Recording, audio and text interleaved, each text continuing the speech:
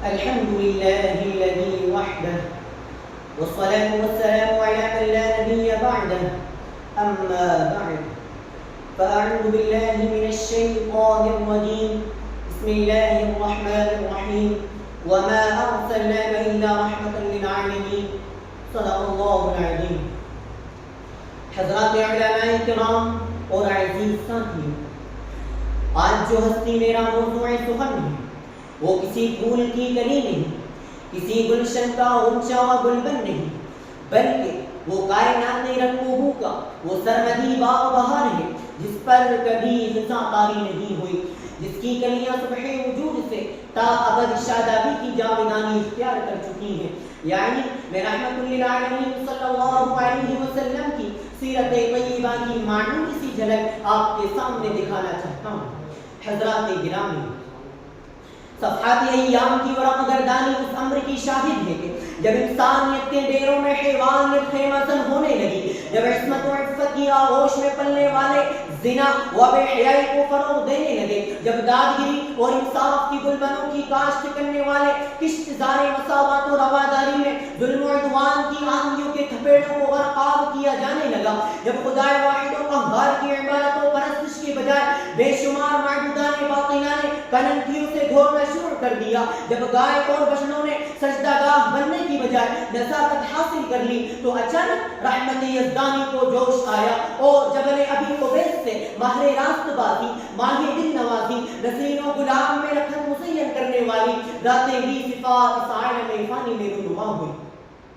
آپ صلی اللہ علیہ وسلم نے بگڑے ہوئے معاشرے کی اصلاح فرمائی، ربتی ہوئی انسانیت کی مسیحائی فرمائی، یتیموں اور بے کسوں کو ظلم و ستم کی چکی سے نکال کر عدل و مساوات کی گلستان کرم میں فروکش کیا. وہ عورتیں جنہیں جانوروں سے بدترین سمجھا جاتا تھا، جنہیں ہندوستان کی تہذیب نے ایک بے حیثیت عطا کا گردانا تھا، ان کو جینے کا حق عطا کیا، لوگوں کو ان کا مقام مرتبہ سمجھایا، شرم و حیا کی دولت سے ان کو مالا مال کیا، عفت و پاک دامنی کے لباس میں ان کو ملبوس کیا.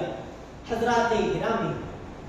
تاریخ انسانیت اس بات پر شاہد ہے کہ اس کائنات میں نہ آپ سے بڑا کوئی عادل اور ان سے پیدا ہوا ہے، نہ آپ سے زیادہ علم و حکمت والا، نہ آپ سے زیادہ شجاعت و بہادری رکھنے والا ہوا ہے، نہ آپ صلی اللہ علیہ وسلم سے زیادہ کوئی جود و سخاوت کا دھنی، نہ آپ صلی اللہ علیہ وسلم سے بڑا کوئی فصیح و بلیغ. کوئی کہہ سکتا ہے کہ انصاف کی بات ڈور پھیلانے میں نوشیروان کا نام شہرائے آفاق ہے، تو میں کہوں گا نوشیروان بڑا انصاف کرنے والا ہوا ہے، لیکن نوشیروان کے علم انصاف کو اس بطحا کی سرزمین پر انصاف پھیلانے والے سے کیا نسبت، جس نے بدلے کے لیے اپنے خادم کے سامنے اپنی کمر کھول ڈالی، جس نے یہ اعلان کر دیا کہ اگر محمد صلی اللہ علیہ وسلم کی بیٹی فاطمہ رضی اللہ عنہا کی چوری کرتی ہے تو اس کا بھی ہاتھ کاٹا جائے گا. آپ کہہ سکتے ہیں کہ سخاوت میں حاتم کا نام ضرب المثل ہے، تو میں کہوں گا حاتم کی سخاوت مسلم ہے، لیکن حاتم کی سخاوت کو اس رسول ہاشمی کی سخاوت سے کیا نسبت جو سونے چاندی کے ڈھیر تھوڑی سی دیر میں یتیموں، مسکینوں اور غریبوں کو لٹا دیتا تھا، جس کا ضابطہ اپنی زندگی کے لیے الفقر فقری تھا، مگر دوسروں کے سوال کو کبھی رد نہیں کیا. کوئی کہہ سکتا ہے کہ فصاحت و بلاغت میں صحبان بن وائل، شیخ سعدی شیرازی فردوسی بڑی مہارت رکھنے والے ہیں، تو میں کہوں گا ان کی فصاحت و بلاغت سے انکار نہیں، لیکن اس ذات اقدس کی فصاحت و بلاغت کا کیا کہنا جس کے ہوٹھ لے تو وحی کے پھول جھڑنے لگے، جس کے الفاظ کی نزاکتوں سے دشمن دوست ہو جائیں، جس کی گفتگو سے پتھر اور سنگریزے سے بھی بولنے لگے. کوئی کہہ سکتا ہے کہ شفیق و مہربان تو ماں بھی ہوتی ہے، باپ بھی شفیق و عطوف ہوتا ہے، تو میں کہوں گا ماں باپ کی شفقت و محبت سے انکار نہیں، لیکن اس ذات اقدس کی شفقت و عنایت کا کیا کہنا جو رات دن انسانوں کو پریشان رہتے، اس امت کی خاطر تڑپتے رہتے،